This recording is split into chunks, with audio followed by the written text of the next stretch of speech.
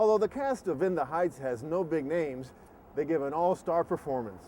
I spoke with 4 of the actors at the legendary Sardi's restaurant. First of all, congratulations. You guys are just so unbelievably fantastic. It's hard for me not to get up and give you a standing ovation right now. Oh. That's all right. But tell me, I know you're all actors. You're supposed to be able to embody any role, but this is special. You guys really, you know, you have an incredible fit in these. How do you do it? How did you do it for this play? Olga? I play this elderly lady that holds everybody and that counsels people, and that I have the recipes for the community, and I just focus on, as the character, giving to everyone and just like have a big heart. How about you, Priscilla? Well, I played Nina's mother, and I'm a mother myself of children who are about Nina's age, and so a lot comes from my own experience of having to deal with my children, but whenever I play a Latina mother, it's my mother. You know, I mean, she just comes out. So it's the combination of my memory of my mother and then who I am, and then taking what is given in the text and the situation and just kind of putting it all together. I found that I just connected to Nina so much. I mean, I am from the same kind of family. I struggled to come here to New York, and I have a deep level of respect for where I come from my roots, and it's that struggle of trying to hold on to that and still progress forward into your dreams and making it all seep together. And Chris, you've been with the play since 2002. The line between Benny and me is so blurry right now. Now listen up, we got a special guest, live and direct from a year out west. On my back, but she looks mad stressed. Nina Rosario, the barrio's best. Benny's the embodiment of, much like Nina is. There's so much that Benny is trying to say. Then sometimes he accomplishes it, and sometimes he doesn't. What attracted you to this play? Was it the identification with the Hispanic culture? The music is so, the way Lin Manuel Miranda writes, he, like I mentioned before, with such heart and passion, you sing a line and you just, the music carries you there. Listening to friends, finally got a job working as a maid. So we cleaned some homes, polishing with pride, scrubbing the whole of the Upper East Side. The days into weeks, the weeks into years, and here I stay.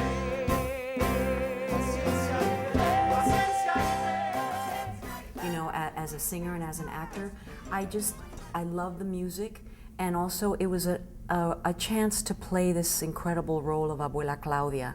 You know, she's an elderly woman, and in our community we embrace our elders. You know, we take them in, we include them, we go to them for advice, we include them in our gatherings, and we don't throw them away. And we honor them. Yeah. The reason I ask is because all 4 of you have, as they say, crossed over.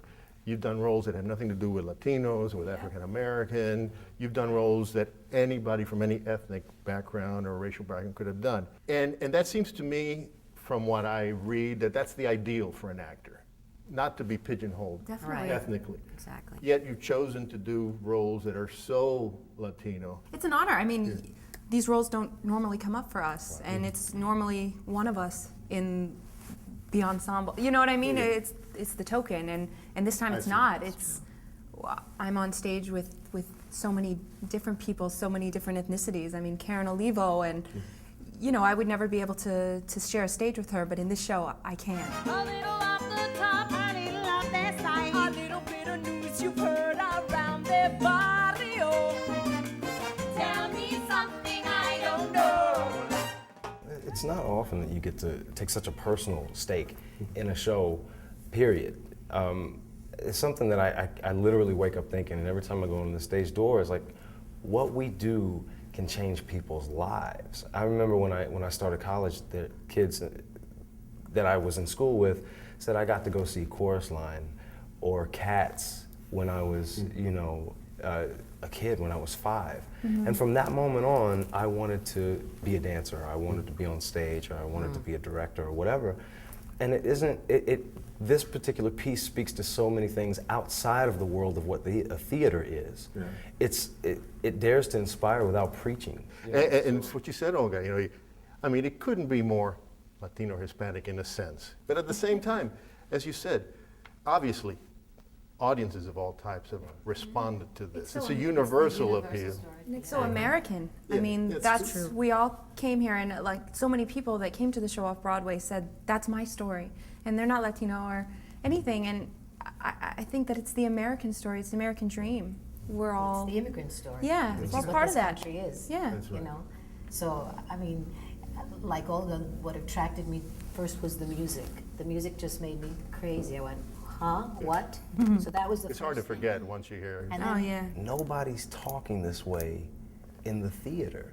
The entire vocabulary of the streets, of the city, of the country is changed, and yet and I wouldn't say to our detriment, but as a theatrical community, we've preserved a particular way of speaking and singing to one another. And this is something that is so far, it just literally kicks it completely out the door, Yeah. and then you sprinkle it. But it's a voice that is so relevant. Well, that's what the reviewers say. It's a new voice, but, you know, at the same time maintaining the tradition traditional of the Broadway, which makes it so universally appealing. Right, but hip hop is New York. Yeah. New York is hip hop, and the idea of not having explored that in 20 plus years That's right. Yeah. is really interesting. It's something In that, such a brilliant way.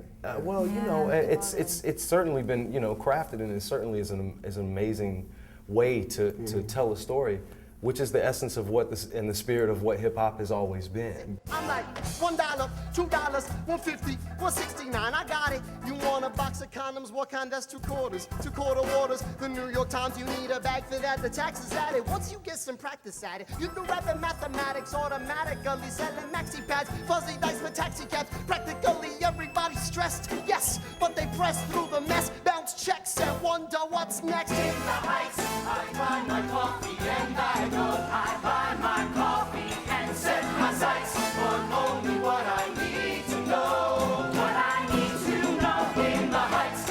you know, I imagine them as the audience, and they're sitting and go, huh? You know, and they kind of listen, and then they realize they have to really listen. And then he captures their ears, and then once he's got them, then he cranks it up a little more, and a little more, and then they're on this ride.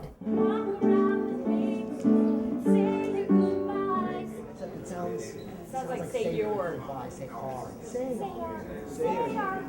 But just forget the R. Say our goodbyes. Say our goodbyes. Say our goodbyes. Do you ever feel like you have to give him something, some basic? Oh, yeah. Yeah? Absolutely. And he's open to it?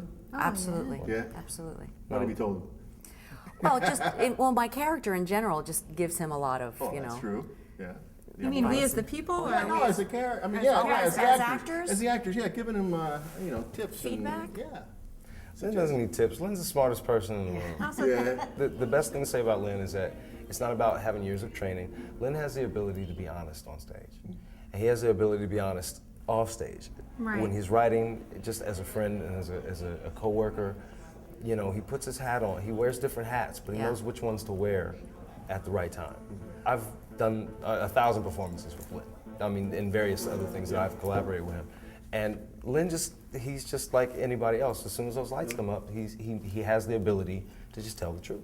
And it's no And different for you to That's do- acting 101 right there. I mean, that's as much as you need to be as great as he is. And you don't feel different as actors to be performing along another performer who also happens to be the writer of the play? Yes, I do, and I have to hit the wrong notes. And I'm singing into the composer going, ah. But I finally conquered them. But it was like, it was But he gives you hard. the look You know, of he goes support. like, he goes like, but you know, I realize now it is a look of support, but I It was it is. was like a look of criticism.